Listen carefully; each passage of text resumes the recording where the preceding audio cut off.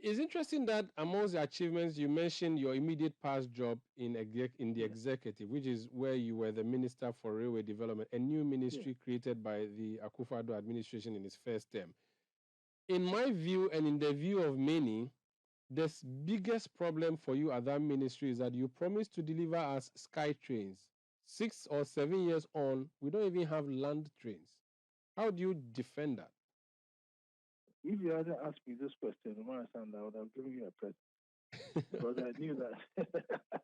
Because for you, that's your biggest question you can ask. I'm very glad you asked that question. You must understand, first of all, I must tell you clearly what happened. In 20, we were approached by South Africans who said that they could build a sky train on a BOT basis, build, operate, and transfer. Because the amount of money that they were talking about per kilometer, we didn't have it in the budget. What I had been given, or the limit I had been given, was a limit of $2 billion.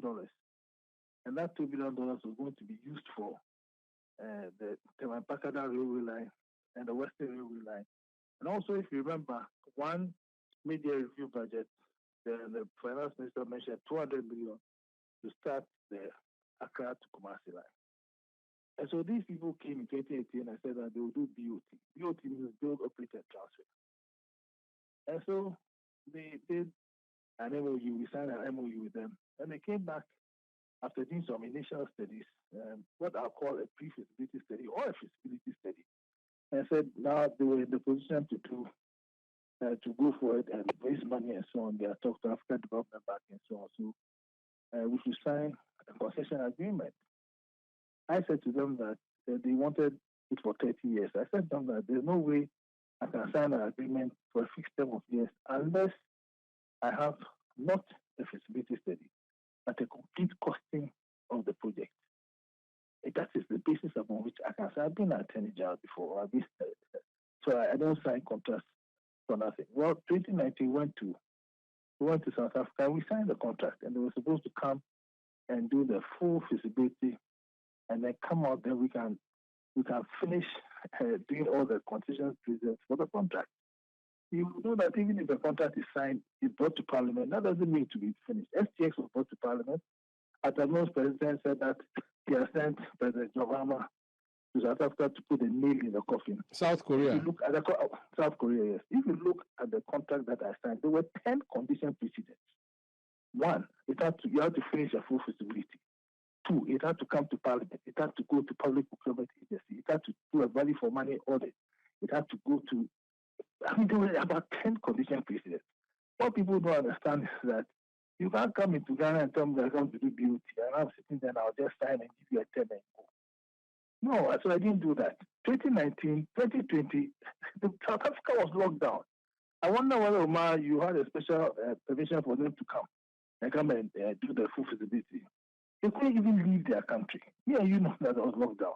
And if you ask me whether I'll do statue when I come, that's now I don't know the fact. What I know that I will do is that I will put an eye on the railway, and we need a form of rail system within Accra and within Kumasi, because we cannot continue having. I mean, look at the petrol crisis that came recently.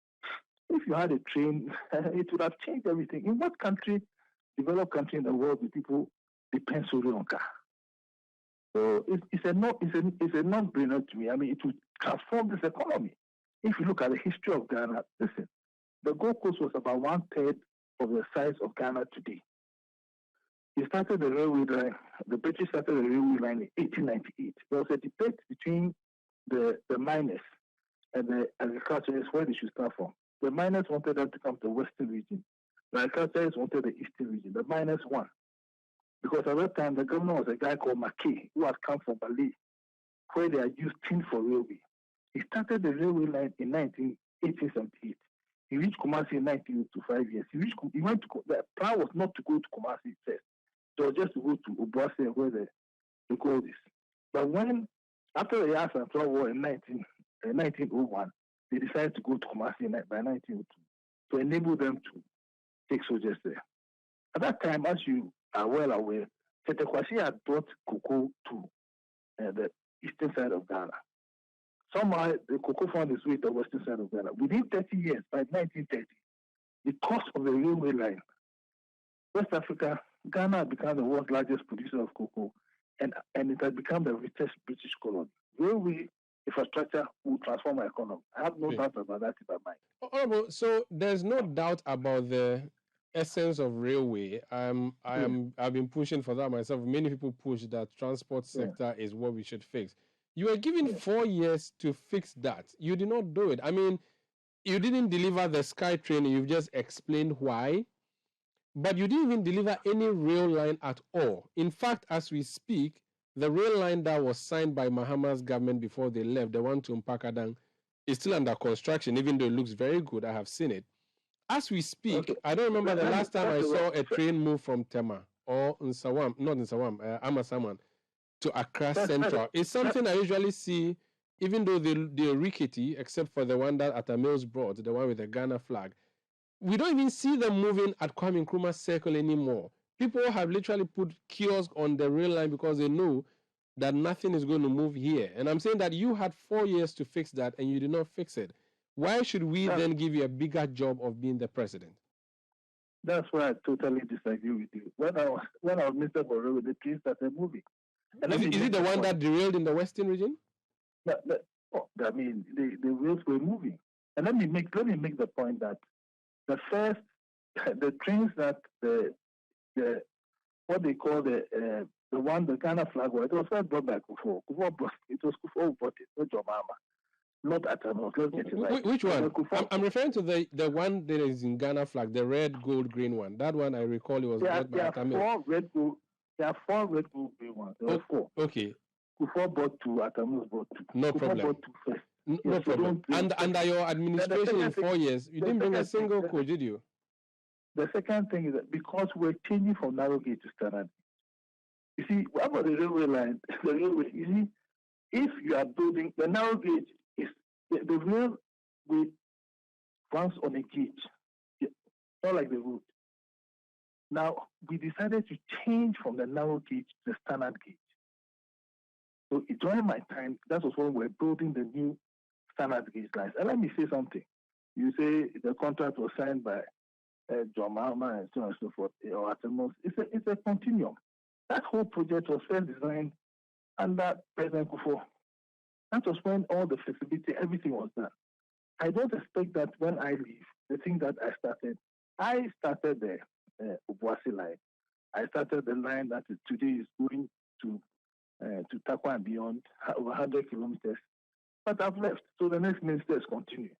And so if the lines are not running now, when I was there before COVID, we had done the Accra Tema line, it was running. Before COVID, we were running the Accra Takwa line, yes, it failed once, but it was running. Because we're still running on the narrow gauge, and we are still building the new standard gauge. In fact, standard gauge line was built under my time. And for the contract that was designed by President Kufuor and was signed by Atemos was Accra, Tema, Akosombo. It wasn't Tema Mpakadang. And that contract could not be executed because at the time it was signed or designed in 2006, we didn't have all the threats that we have today.